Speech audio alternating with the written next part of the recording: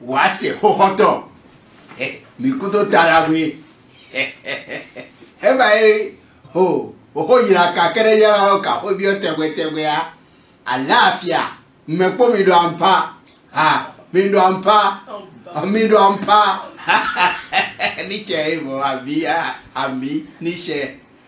o de mi to che mi do to so na mi so mercredi edo yin do mo do ira ma free asaro o so mercredi au 30 janvier 2019 na mi me ma se holore flavo mi bai o mi ni se holodo do me me so ne re wa yi o apapa be so pe casis do je le be ye friend ye me o tradu le ye ro no ai lo loto e dron du tra amamo plo house si yo pala hodo ante mo but dawe to do ze me ro po be do ko la do apochi aweji you go 7,000 francs but so la ilo na do friend eze so ho go but ena icheku me do friend but na no friend kakaka jetema c'est-à-dire à fond hodo ante ni mo money wa to ba ena do wa chite a stand up wa ikwe na gafara dalla wa se ho hodon de do je ho gbe to so e wa yi ne to ezene de do je asaton ni zame ndobo di de mi do gbon so dawe to ede edo se so la ilo do wa ikwe gbe eko bible black koja ba edo jawo gbe to do na ninu ete we ebi do adu lopo emi aduro po ne wo bra ena dokpon emi adokpon ba na o da eni gbona mi ni vela we bro se ade bi na tamba do ayo gbe mi amamo na ni gboni jo mi de mi ni vele ne mi ni du lo po ifa ba na o to do dun lo po amamo ka ma lo po ni do yo ho to ho me yo po to do mi amamo yo ho ma to ho mo zi ahogbe ba re mo e ma ndo adoje do ni ma do adoje bro mi aduro po ni ba pere mi ni du we ba to du de du o ena nu na we wa bio na re o fie na no kro pante bo akro padu me bo akro ganji wo re na o to ka je padu me kro gbe no padu le edu o na re te o manate amara mo dawe to e ko amasi desi jesika amasi desi we ronu ben mo amasi lo de dawo to do no amasi but now to de clock pan bogo amara ba amasi obi ason bo ye to je edo na do mo ni plan meji na ya daga un na ye ni plan mi ne mi ni tu pere gbon to me we do plan so bondo ami do mo yeyi mo ne o sigesho yeyi ahosu na buku do zo sin meto Mesopotamie karabo gbon fi lo parapara wa ko wa ko idako pon e ma fa e do ago de go ha ma ba ke do o dawo lo so de na so ra ro mo ko do ma wa gbeji do mo no de mi ti ro e mi gba poto kan do mo no e mi do kan weji do ni sun ba e za sun pululu mo ba e so de do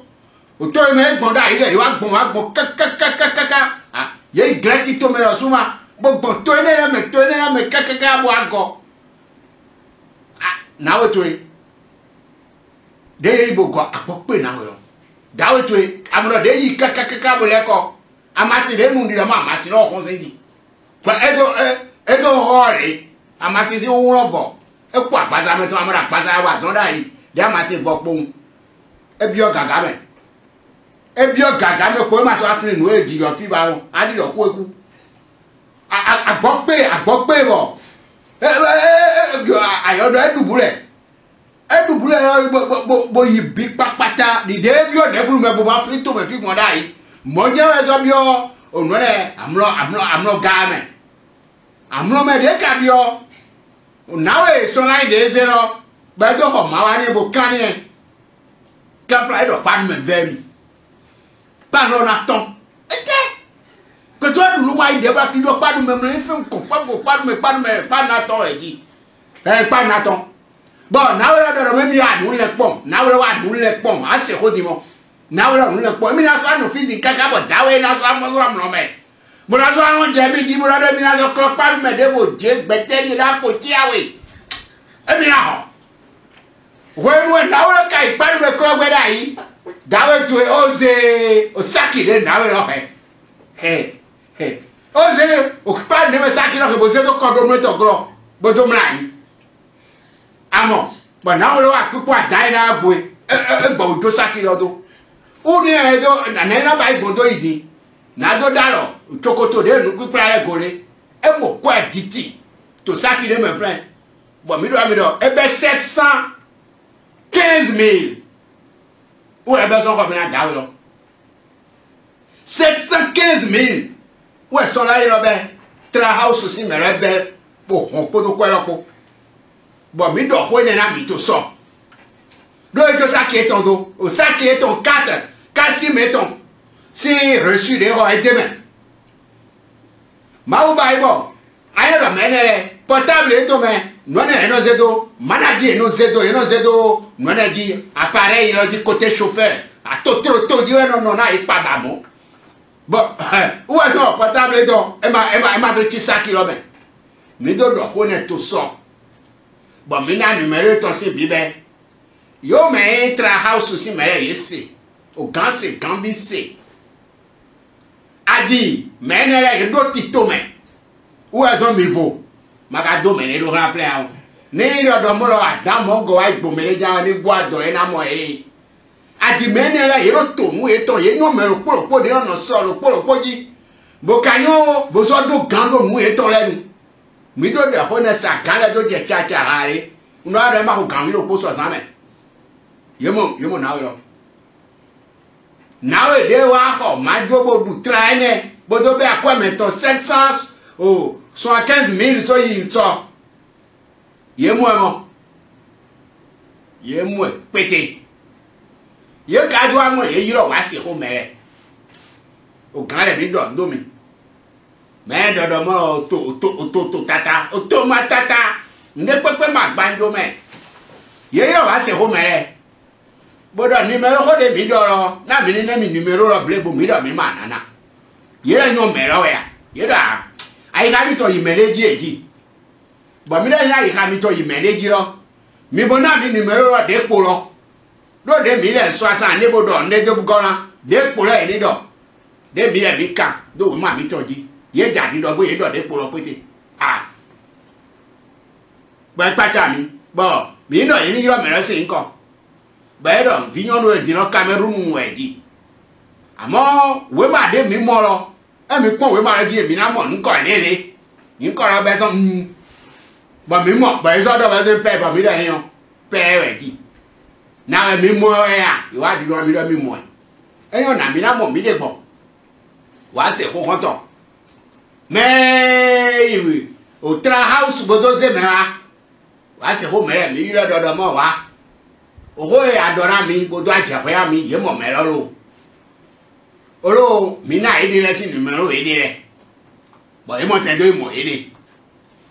o wa gbo ho lo ton de mi asise ho ja idi o e dodo mo o gale do mi adu 100,000 ye me mo mero ye de mi adu 100,000 akwe apo kanwe ko so kwero me amo na we de be kwero do ayo na we do emi le do nu to emi do horo we do do mo ai ka mi to do emi le nu amase eji do try emi le to dudu o so pe ne nu kaka jedi emi le mamubo amase enu eji alo pa eme e khogbo mo mi mere mi gbo de gba nu me wa mi na mi gbo dem mi me ajo to gba emi are nu poro emi aso do fledi kaka ba yi wa ko o bo dawe wa fon to fledi ne na so gba mi to do mi te gba mi na to ya po ti awe o na wo mi e na chi wo mi to wa wo so mi to be ko ro bo to hon so ye ki diro na de du mi gbo be do fi fere mi gbo yi e gba nu me mi gba wo yi e gbo se kon le po na mi wo yi do mo de mi te fi dina mi do inflammation emi na fa ma se mi na emi so mi ai 75,000 akwa po kan we attend emile ya kwe apokan so 15,000 to kwe lo jire emile yi o gare do emile na 100,000 bo akwe apo fore aton de ba 600,000 de polo dawe lo na wa yi vi me nu are e wa yi lo mi e zo go wa se ko mere yi lo bo mi le wa di do lo wa wo ka pe fe ma ajo bo e ma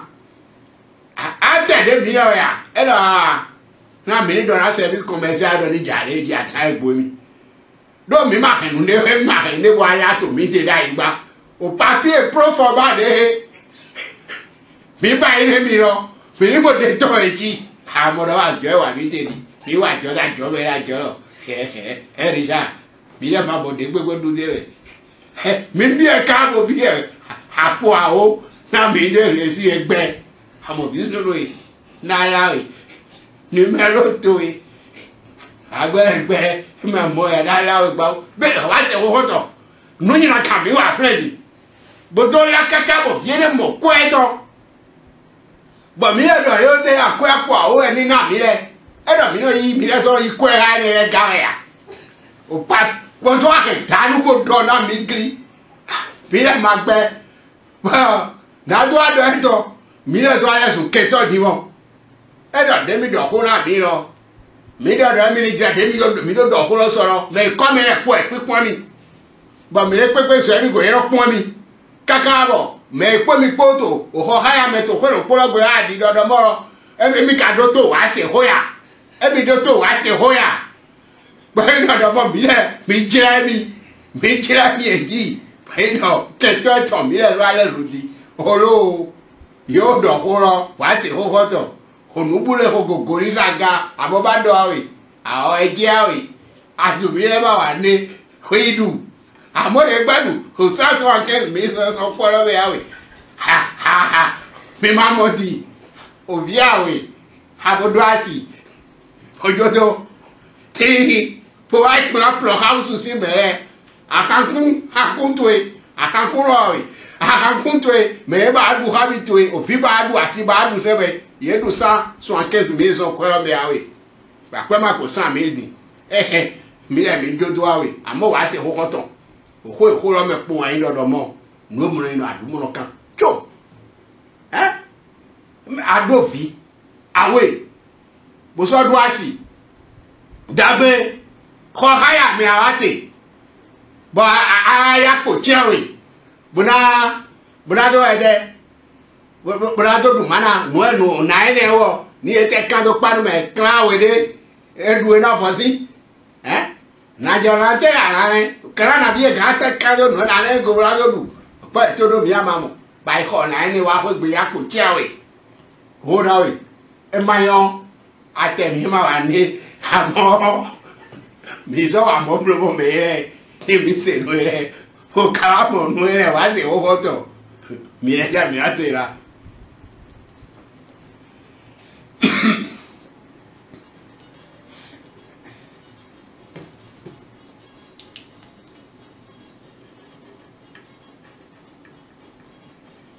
Jessica côté po to ma khemajepo mi le no po to fibo mi de le pon Alessandra Jabo e kazo a mi se ko le to ko la côté mi to me Richard Sogba yi ko le to kandi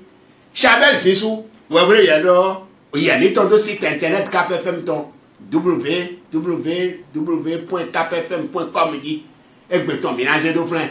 e ma wa ni e ma jo e wa le po tin ale no nu eni o fute ro gbo mi go e ma wa ni amo o to gba se hawe azanga gbe me credit ka cha comment we jai mi ana we de bo